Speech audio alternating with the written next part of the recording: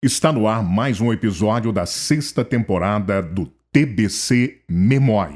Ele nasceu em Pirenópolis, morreu na cidade de Goiás. Foi vereador, deputado provincial, juiz e major da Guarda Nacional. Após a morte em 1874, seu legado caiu no esquecimento. O resgate só veio acontecer após a mudança da capital. Apesar deste vasto currículo de homem público, ele é lembrado como o principal artista sacro goiano do século XIX. Eu me refiro a José Joaquim da Veiga Vale, que dividia o tempo entre gabinetes, tribuna e o ateliê. E quem vai falar sobre a vida de Veiga Vale é um especialista na obra do artista, o professor e doutor em História Fernando Martins dos Santos, autor da tese Veiga Vale, Recepção em Estudos de Identidade e Tradição.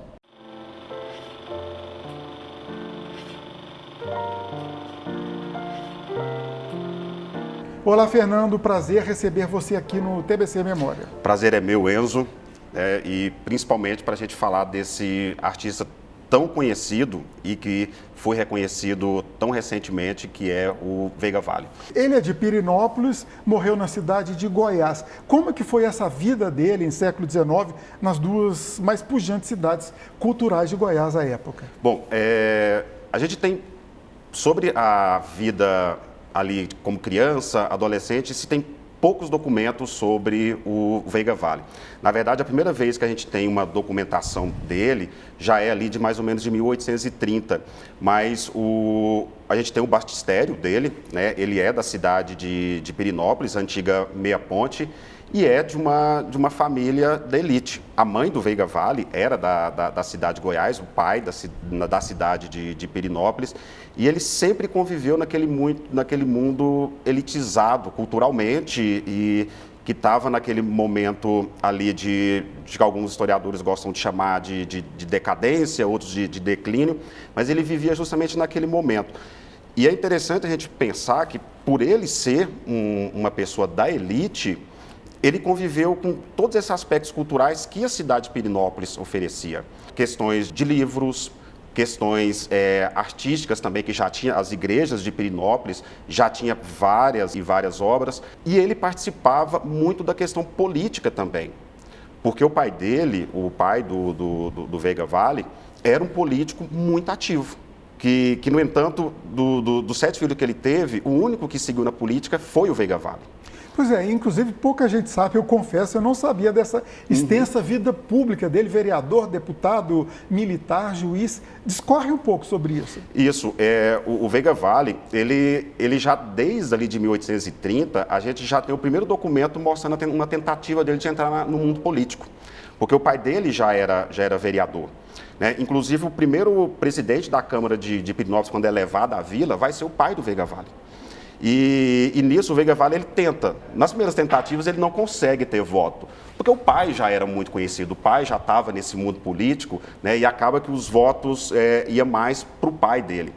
Mas ele vai ter uma participação muito efetiva num grupo que teve ali em 1830, chamado de Sociedade Protetora da Independência do Brasil, que é justamente aquele momento que o Dom Pedro renuncia, né, e fica aquela crise política. As regências. Exatamente. Né? Fica aquela crise política, como que se instala isso, né? Aquele movimento querendo que o Dom Pedro voltasse, que ele continuasse. E no Brasil inteiro começou a ter essas sociedades protetoras da independência, porque se tinha um receio do Dom Pedro lá, provavelmente o Brasil voltar a ter uma regressão em questões de colônia e por aí vai. E em várias cidades se fez essa sociedade. E a primeira cidade que vai fazer essa sociedade de independência do Brasil vai ser Pirenópolis, Meia Ponte, né? Que era chamado de Meia Ponte. E onde o presidente vai ser o comendador Joaquim, né? Lá da Fazenda Babilônia, ele vai ser o presidente, e o vice-presidente vai ser o pai do Veiga Vale. E é justamente aí que começa a aparecer o nome do Veiga Vale. Nesses documentos da Sociedade de Independência, ele tentando fazer parte da mesa, ele tentando fazer essas discussões. Então, ele vai tentando, nessa vida política, meio na sombra do pai. Somente ali em 1836 que ele consegue ter o primeiro mandato. Tudo isso dele. ainda em Meia Ponte. Ainda em Meia Ponte, exatamente, ainda em Meia Ponte. Mas ele logo, ele com essa influência do pai, ele já começa a ser chamado para juiz municipal, para jurado. Então ele já começa a ter essa participação, esse meio político ali. Um documento interessante que eu acabei descobrindo na minha tese, que ele foi um dos responsáveis para arrecadar dinheiro para a reconstrução da Igreja do Rosário. De Pirenópolis. De Pirenópolis, porque ela estava praticamente em ruínas, e aí a Irmandade do Santíssimo Sacramento, né, abriu uma solicitação para a comunidade para arrecadar dinheiro para fazer isso. E um dos responsáveis para receber esse dinheiro é o Veiga Vale. É uma das primeiras vezes que a gente vê o nome dele. E é interessante as pessoas não conhecerem sobre isso, porque os documentos que a gente encontra sobre o Veiga Vale não é sobre a arte dele, é sobre essa questão política. Olha que curioso isso. Né? E hoje a gente sabe mais da arte e menos dessa coisa política. Então, era um homem da elite, né? Vereador, juiz de paz, jurado e logo depois deputado. Aí, deputado provincial. Aí que ele foi para a cidade de Goiás, para a capital? Sim. Foi muito difícil encontrar a primeira vez que ele se candidatou como deputado provincial, porque a gente não tem as atas de votação. Essas atas, elas não, se existem, nenhum historiador encontrou ainda. E olha que eu procurei aqui em Goiás, nas instituições, nos institutos, procurei fora também, não encontrei. Eu encontrei a partir, tem um hiato sobre o Veiga Vale, ali de 1841 até 1852. Né, dessa coisa oficial não se tem. Você não sabe nem onde ele morava nesse momento? Goiás já sim. Estava na capital. Isso, porque devido ao casamento, ele já estava na cidade de Goiás. Mas sobre essa questão política, a gente não tem. Como ele já se candidatava como vereador, provavelmente essa candidatura, né, ela acontece na cidade de Goiás também, como vereador, como juiz de paz. A primeira tentativa dele, que eu encontrei, que pode ter tido antes, foi a partir de 1850. Aí tem uma tentativa dele de candidatar como deputado provincial. Ele não ganha na primeira, mas depois ele começa a ganhar. Ele vai ser eleito como deputado provincial. E algumas votações expressivas. Algumas votações são votações expressivas. Não chegava a ser em primeiro lugar, mas com votações expressivas, né, que ele candidata. E ele se candidata até o último ano da vida dele. Agora vamos falar do Veiga Vale, escultor artista. Quando é que, vamos dizer assim, surgiu o Veiga Vale escultor? Ele já trouxe esse dom de Pirenópolis, porque a gente também associa Veiga Vale sempre com o museu lá na cidade de Goiás, a cidade de Goiás, etc. Isso.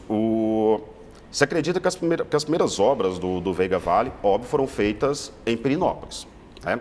A gente não tem, e não se afirma, né, não se pode afirmar, quem foi o professor do Veiga Vale. O Veiga Vale, ele não tem uma questão assim, de evolução artística, igual você costuma ver alguns artistas falar, esse aqui é do primeiro momento da vida dele, esse aqui é do meio, do fim. O Veiga Vale não tem isso, as obras dele é muito constante.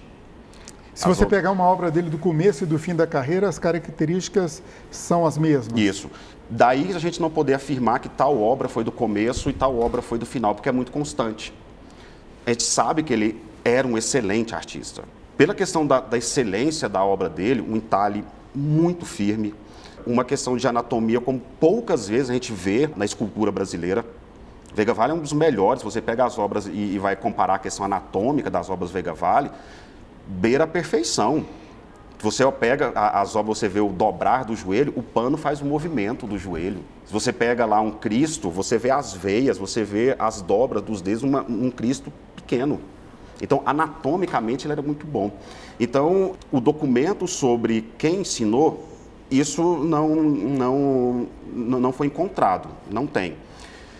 Afirmar que ele é um autodidata, também não se pode fazer essa afirmação do Veiga Vale como um autodidata. Porque o autodidata, ele tem essa questão evolutiva, né? De começar de uma forma mais dura, de uma forma mais crua e ir evoluindo. Então, o aprendizado do Veiga Vale, por mais que não se saiba quem foi, mas ele teve um aprendizado, ele teve... E na pesquisa que você fez, não deu para detectar isso ainda? Não encontramos nenhum documento que afirme isso. E o problema de você datar as obras do Veiga Vale, porque ele não assinava as obras, né? Você não tem uma assinatura dele lá, Veiga Vale. Você não tem uma documentação falando que tal obra foi de tal época, tal obra que tem uma encomenda. A gente vai pela questão do estilo mesmo. E pelo estilo você não tem essa evolução. É tudo muito constante, né? A forma de produzir essas obras dele era muito constante. E nesse sentido, pode ser que tenha alguma obra atribuída a ele e pode não ser dele e vice-versa? Várias.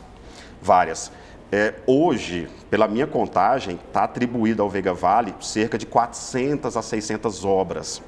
Isso não daria para o Veiga Vale fazer esse tanto de obra. Até pelo que você falou da vida pública dele, né? Pois é, era político, né? Gastava muito tempo com político. E mais, Enzo, ele fazia as obras sozinho. Ele não tinha alguém que ajudava ele a fazer. Desde dali de pegar a matéria-prima, de começar até a parte final, tudo era feito por ele. Então, eu gosto de brincar que se tudo que atribui ao Veiga Vale realmente fosse dele, ele teria que ter vivido uns 200, 300 anos, sabe? Porque é muita obra. E sem fazer política. E sem fazer política.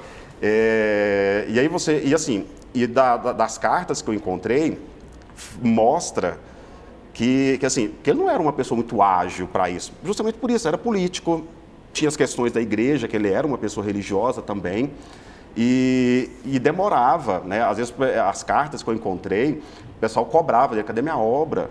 Né? Peço pressa para entregar. Então, ele era demorado. Imagina você pegar uma obra dessa, você fazer todo o processo de escultura, você depois fazer todo o brumimento, fazer a pintura, Era muito demorado. Então, tem muita obra dele que fala que é dele e não é. Uma das que o pessoal mais fala, por exemplo, a imagem do Divino Pai Eterno de Trindade. Se atribui ao Veiga Vale, mas na verdade não é. Não é dele, isso não é comprovado. A obra do Divino Pai Eterno não é dele. Pelo tipo, né? Pelo tipo, se pega a documentação que tenta fazer essa afirmação que a obra é dele, nada bate. Fala que levou a obra do Divino Pai Eterno para Pirinópolis em 1843 para o Veiga Vale esculpir. Em 1843, o Veiga Vale estava na cidade de Goiás. Vamos para o intervalo, daqui a pouquinho a gente volta, tem muita história para contar sobre Veiga Vale. TBC Memória, ajudando a preservar a história de Goiás.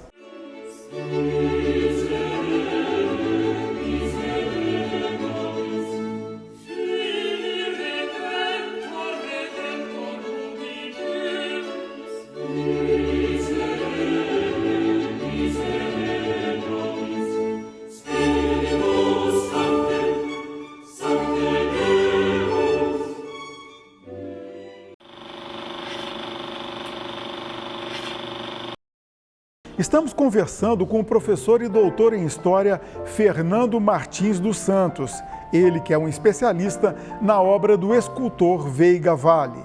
Fernando, no bloco anterior a gente falou da quantidade de obras que é atribuída a ele e, na verdade, não tem tanto assim. Mas lá no museu, o Museu Veiga Vale, na cidade de Goiás, conta sobre esse acervo que está lá e como foi o trabalho para construir esse museu.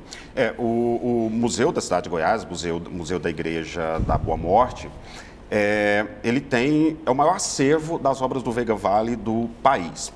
Esse museu ele vai ser construído ali na década de 1960, quando a cidade de Goiás estava passando por um processo de tentar alavancar o turismo. Só que aí na cidade de Goiás, a questão do turismo seria justamente essas questões históricas, essas questões patrimoniais. E o grupo que vai organizar o Museu de Arte Sacra da Boa Morte, né, vai ser o mesmo grupo que um pouco antes tinha fundado a Organização Vilaboense de Artes e Tradições, a OVAT. Então quem funda vai ser o Helder Camargo, Regina Lacerda, a Goiandira do Couto, e que vai fundar o museu. Na verdade, se tem essa ideia da fundação do museu, porque imagina assim, você tem a igreja que é um patrimônio e o patrimônio histórico, como turismo, isso já estava dando muito certo nas cidades de Minas Gerais. Muita gente já se deslocava para ver as obras do Aleijadinho. Ouro Preto atrai anualmente milhares de visitantes nacionais e estrangeiros. Percorrem seus museus de alto interesse histórico ou suas igrejas. Por que Goiás não fazia esse mesmo tipo de turismo? Até porque existe uma correlação, né, entre as obras. Agora, a minha pergunta provocou a gente dar um salto histórico, né? A gente está vendo linearmente. Só que antes disso, desse resgate do museu, ele caiu no esquecimento. Sim. Provavelmente por ele ter sido político esse tempo todo. Porque quando a gente pensa hoje o Veiga Vale como esse artista, quando ele era vivo ali na década no século XIX, ele não tinha esse reconhecimento artístico.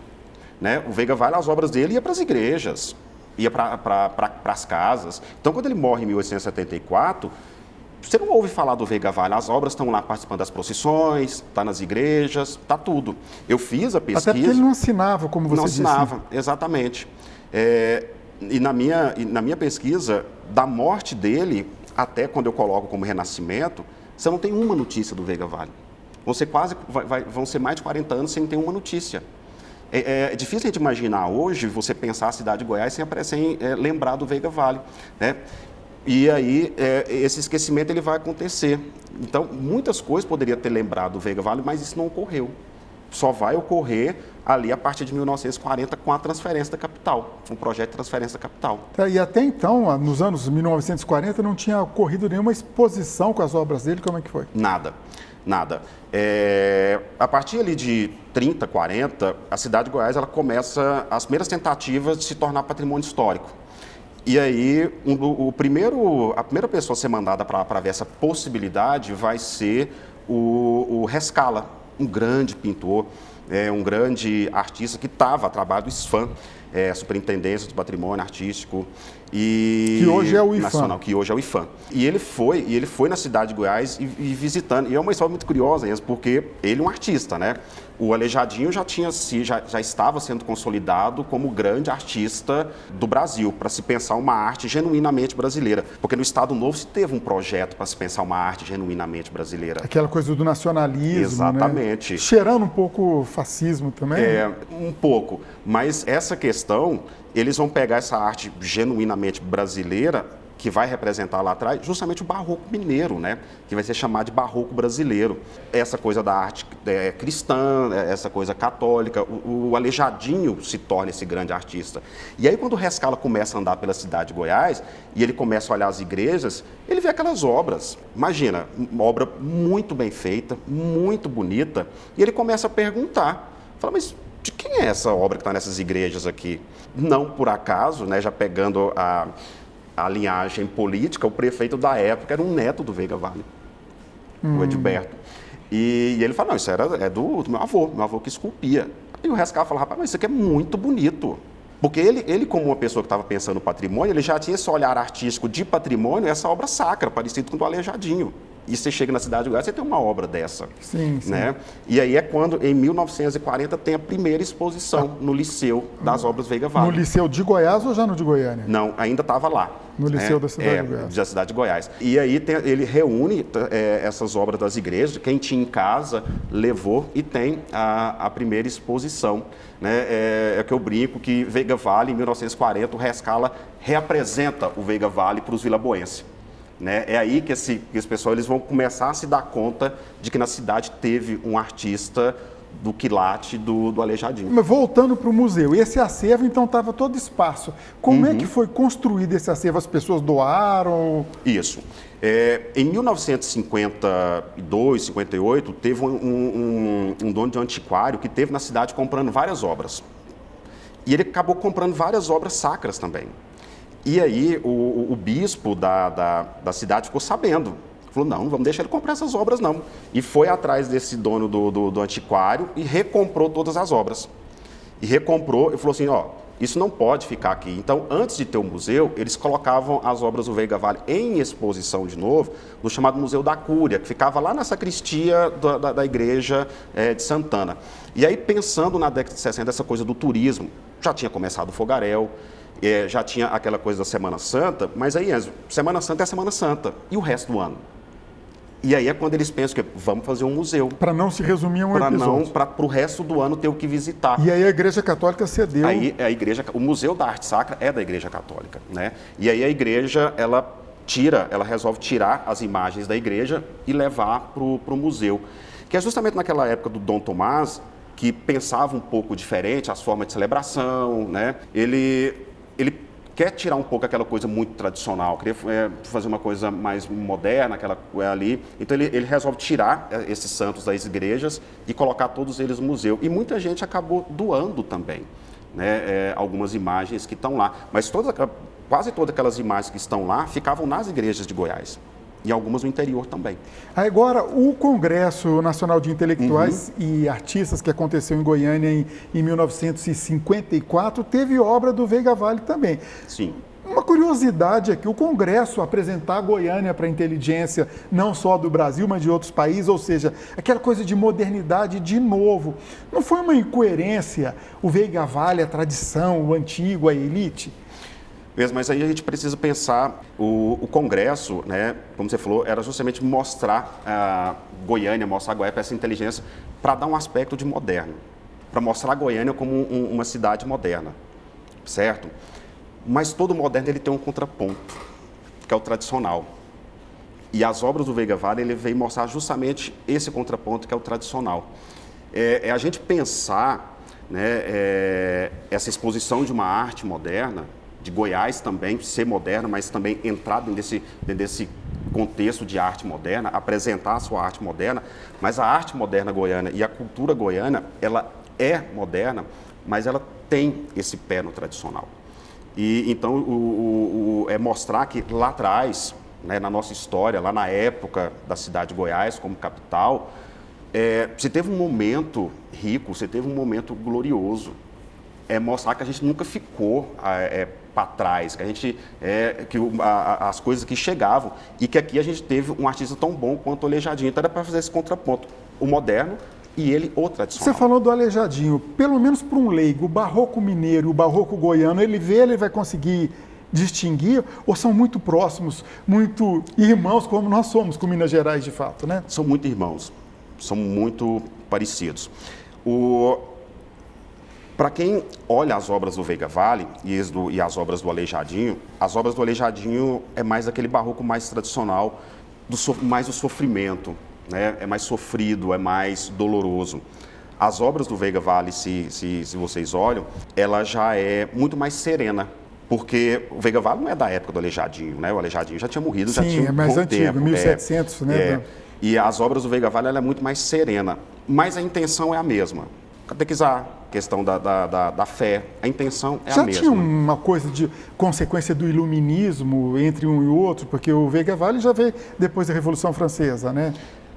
Nas obras dele não tem esse caráter não, porque ele tinha que quando ele recebia a encomenda, ele tinha que seguir aquele tipo de vestimenta, né, aquele tipo de característica. Então, não tem nada de inovador, a não ser no que a gente chama de esgrafiato, que são aqueles desenhos que ele faz nos mantos, que é considerado um dos mais lindos, se não mais lindo do Brasil. É o que melhor fazia.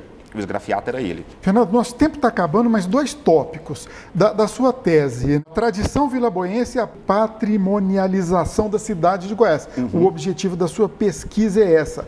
Quer dizer, da tradição nós já falamos, essa questão do patrimônio. Ele foi importante também para Goiás receber o título de patrimônio da humanidade, patrimônio cultural? Exatamente. Tanto para ser colocado como patrimônio ali em 50, como patrimônio da humanidade. Porque se você pega todo o estudo, por exemplo, na primeira fase que Goiás se torna cidade de patrimônio, a obra artística e cultural que eles vão usar como defesa para colocar a candidatura de Goiás vai ser a obra do Veiga Vale. Olha, Minas Gerais tem esse cara aqui que é o Aleijadinho, mas Goiás tem um que nunca saiu de Goiás e faz esse tipo de obra, que tem ouro, que tem esses grafiados, que é o Veiga Vale. Então ele foi a figura central para esse projeto. E quando vem a questão do patrimônio, a mesma coisa. Se você pega toda ali a descrição do projeto de patrimônio para a humanidade, eles vão usar o Veiga Vale. Para você ter uma ideia, de todos os anexos, a obra do Veiga Vale só não foi citada em um. Ele foi mais citado que a Cora Coralina. para mostrar o quê? Esse artista que viveu isolado no século XIX, que fazia esse tipo de arte, o último representante do barroco.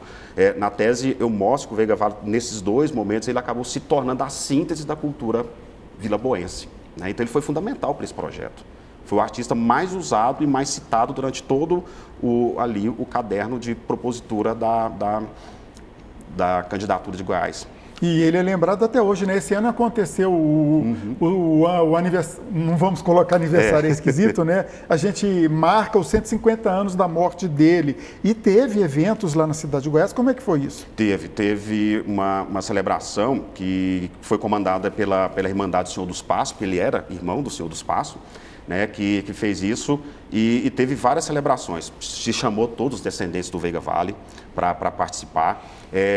Obras que eram de acervo particular foi levado, tiraram as obras do museu, fizeram outro espaço de exposição, fizeram mesas redondas, inclusive tive a oportunidade de participar, e também fizeram um selo comemorativo, né, de homenagem, né, de 150 anos. Homenagem pela obra dele. Isso, exatamente, 150 anos dele. E as obras teve atos religiosos, as obras foram de novo levadas para a igreja, tinha muito tempo que não era levado, foram levadas de novo para a igreja, foi reapresentada para a comunidade. À noite teve serenata, certo? Onde os descendentes do Veiga Vale, que são artistas, é incrível essa coisa da linhagem, né? A linhagem dele é artista. Na porta da casa dele, a cantora Maria Eugênia fez uma homenagem a ele cantando uma música em frente duas imagens. Então, e aí agora vai virar uma tradição. Todo mês de janeiro vai ter a Semana Veiga Vale. Te agradeço muito a sua participação, foi enriquecedor, muita curiosidade sobre Veiga Vale. Te agradeço mais uma vez. Muito obrigado, Enzo. E a gente encerra com um trechinho da música da Maria Eugênia, homenageando o Veiga Vale lá na cidade de Goiás. Veiga Vale fez